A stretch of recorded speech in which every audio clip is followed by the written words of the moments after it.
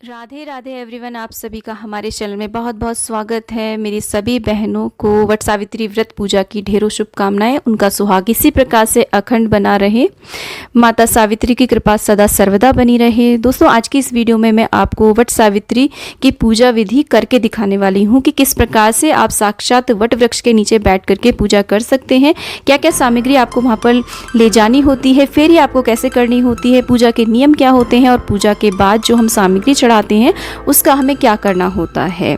तो इससे पहले मैंने वट सावित्री पूजा में हमें किस किस सामग्री की आवश्यकता होती है, घर पर वट सावित्री की पूजा आप कैसे कर सकते हैं, वट सावित्री के व्रत में यदि आपको वट वृक्ष ना मिले या उसकी टहनी ना मिले तो आप किस प्रकार से पूजा कर सकते हैं, इससे रिलेटेड कई सारी वीडियोज़ है जिनकी एक मैंने प्लेलिस्ट बना दी है। उस प्लेलिस्ट का लिंक आपको डिस्क्रिप्शन में मिल जाएगा।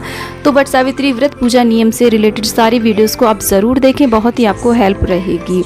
दोस्तों, ज्येष्ठ अमावस को वट सावित्री व्रत पूजा किया जाता है, इसे बड़मावस भी कहा जाता है। दक्षिण भारत की तरफ ये पूजन ज्येष्ठ पूर्णिमा को किया जाता है, इसीलिए इसे वहाँ पर वट पूर्णिमा भी कहा जाता है। तो ये जो पूजन है ये दोपहर 12 बजे के बाद किया जाता है, तब तक हमें एकदम निराजल और निराहार रहना होता है। लेकिन यदि आपको कोई प्रॉब्लम है तो आप जूस, दूध आदि, फल, चाय आदि ले सकते हैं।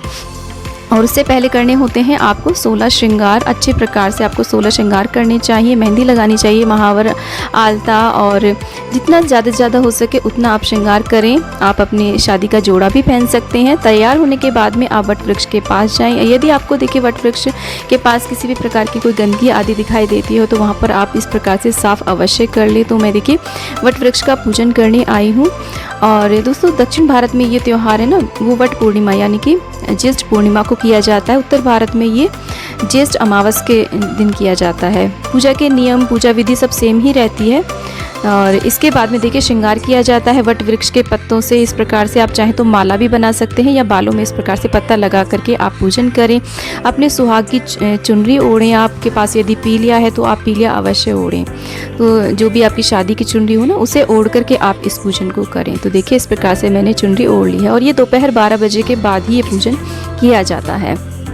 तो पहले हमने थोड़ी साफ़ सफाई कर ली, उसके बाद में देखिए यहाँ पर जल का छींटा दे करके जो भूमि है उसका हम शुद्धिकरण कर लेंगे थोड़ा सा इस प्रकार से। वैसे तो वट वृक्ष के नीचे की सारी भूमि शुद्ध ही होती है। और उसके बाद में हमें वट वृक्ष पर इस प्रकार से एक फेरी देते हुए जल चढ़ाना होता है। यहाँ पर आप चाहें तो देखिए बाल्टी से बहुत ज़्यादा भी जल अर्पित कर सकते हैं। इस जल में आप दूध मिला सकते हैं कच्चा, और कुछ मीठा मिला लें। इस तरीके से हमें फेरी देनी होती है। तो ये जो व्रत है ये सुहागन स्त्रियां अपने सुहाग की लंबी आयु के लिए करती हैं और अपने पति की यश, कीर्ति, उन्नति के लिए, संतान के लिए और सुखी संपन्न दाम्पत्य जीवन के लिए करती हैं।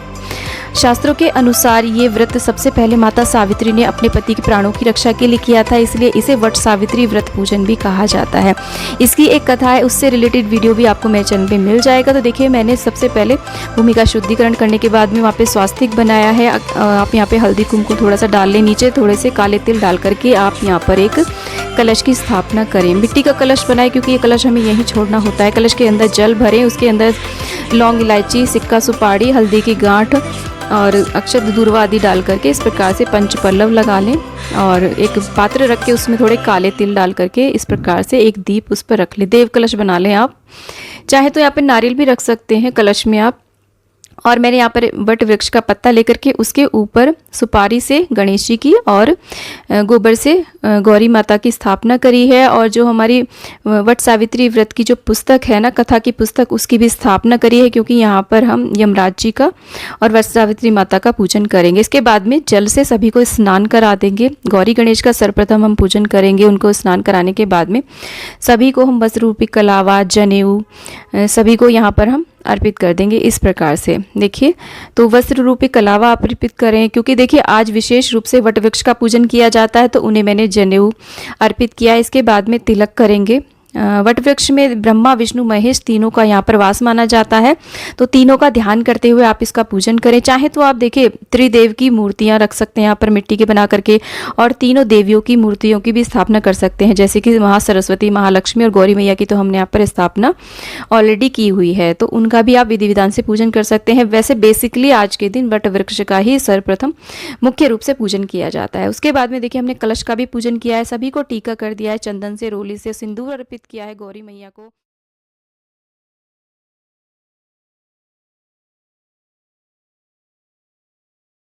7 बार 11 बार अर्पित करें। उसके बाद में जो भी आप श्रृंगार की सामग्री लाए हैं उसको यहाँ पर चढ़ा दें। आप चाहें तो अपने यूज़ के लिए कोई भी चीज़ लाए हो वो भी यहाँ पर माता को चढ़ा करके बाद में आशीर्वाद स्वरूप में आप उनसे ले सकते हैं। गणेश जी को दूर्वा चढ़ा दी है। जो भी फूल आपके पास उपलब्ध हो वो आप यहाँ पर अर्पित करें। और वट वृक्ष के ऊपर आप चाहें तो इस प्रकार से देखिए एक वस्त्र अर्पित कर सकते हैं, पीला या फिर भगवा कलर का, और एक पंखा। आप यहाँ पर 2 पंखे भी अर्पित कर सकते हैं। बांस की डलिया में रख करके जो भी मौसमी फल आते हैं ना वो अर्पित करें। एक श्रीफल ज़रूर अर्पित करें, कलावा लपेट करके इस प्रकार से। और जो भी भोग प्रसाद आपके यहाँ पर बनता हो, वो यहाँ पर बरगदे बनते हो या फिर मीठे पूड़े पूड़ी बनते हो, वो अर्पित करें। और अंकुरित काले चने का बहुत ही ज़्यादा महत्व होता है, वो सभी को इस प्रकार से अर्पित करेंगे। इस प्रकार से पूजा करने के बाद में हमें वट वृक्ष की हवा करनी होती है। उसके बाद में इस पंखे को देखिए 2 अगर आपने अर्पित किए हैं तो एक पंखा यहीं छोड़ दें, दूसरे को आपको घर ले जा करके अपने पति की सर्वप्रथम हवा करनी होती है, या फिर अगर आपके साथ आपके हस्बैंड आए हो तो वहीं पर आप इस पंखे से उनकी हवा करें।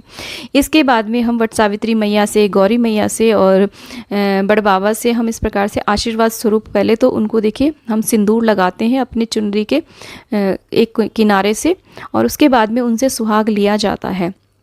आप सुहाग 5 बार 7 बार इस प्रकार से अपनी मांग भरें और वहीं पर बैठ जाएं वट वृक्ष के नीचे, और हाथ में कुछ काले चने लेकर के वट सावित्री व्रत की पुस्तक आप उठा करके उसकी कथा का श्रवण करें या पाठ कर सकते हैं। तो इस तरीके से वैसे ये जो कथा आदि किया जाता है, ये पूजन पूरे ग्रुप में किया जाता है, तो हो सके तो ग्रुप में ही आप इस पूजन को करें। नहीं तो देखिए इस पूजन में क्योंकि बहुत सारी सामग्री हमें ले जानी होती है तो किसी ना किसी की हेल्प की तो आवश्यकता होती है, क्योंकि हमारा ही पूरा एक बैग भर जाता है जब हम इस पूजन के लिए जाते हैं। तो यहाँ पर देखिए कहीं पर भी आप कच्चे सूत से पहले हम फेरी देते हैं। एक फेरी आप चाहे तो ज़्यादा भी दे सकते हैं, 5 7 11। एक